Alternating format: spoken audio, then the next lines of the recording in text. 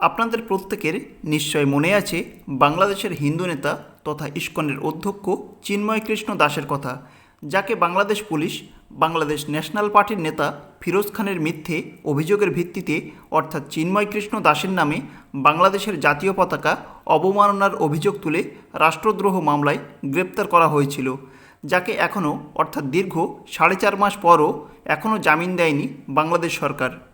বাংলাদেশের হিন্দুদের মতো পশ্চিমবঙ্গেও সনাতনী ধর্মের মানুষের ধর্ম পালনে স্বাধীনতার অধিকার দিন দিন সংকুচিত হচ্ছে।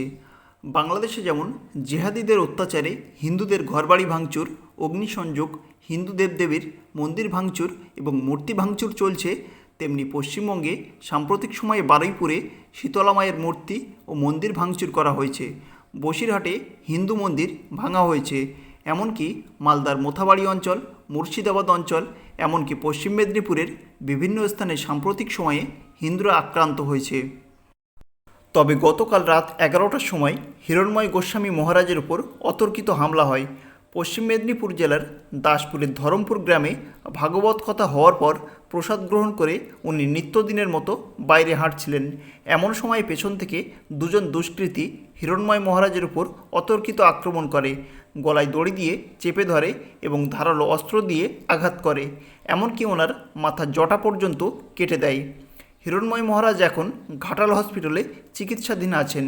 আর হিরণ্ময় মহারাজের উপর এমন নিন্দনীয় হামলার প্রতিবাদ জানিয়ে শুভেন্দু অধিকারী তার এক্স হ্যান্ডেলে লিখেছেন, আমি এই ঘটনার তীব্র নিন্দা করি ও প্রশাসনের কাছে দাবি জানাচ্ছি যাতে দ্রুত সম্ভব পূজনীয় হিরণ্ময় গোস্বামী মহারাজের নিরাপত্তা নিশ্চিত করতে। শুভেন্দু অধিকারী এও লিখেছেন, একপাশে ওপার বাংলায় বিনা অপরাধে চিন্ময় কৃষ্ণ দাস প্রভুকে 4 মাস ধরে ইউনূস সরকার জেলের মধ্যে মিথ্যা রাষ্ট্রদ্রোহ মামলায় বন্দি করে রেখেছে, আর এপার বাংলায় সন্ন্যাসীদের ওপর প্রাণঘাতী হামলা হচ্ছে। এমনকি শুভেন্দু অধিকারী তার পোস্টের নিচে লেখেন, যাহা ইউনূস তাহাই মমতা। তবে শুভেন্দু অধিকারীর মন্তব্য অনুযায়ী বাংলাদেশে হিন্দুদের যে অবস্থা, তা কিছুদিন পরে একই অবস্থা হবে পশ্চিমবঙ্গের হিন্দুদের। এ বিষয়ে আপনাদের প্রত্যেকের মতামত অবশ্যই কমেন্টে জানাবেন, আর ভিডিও শেষে চ্যানেলটিকে সাবস্ক্রাইব করে পাশে থাকবেন।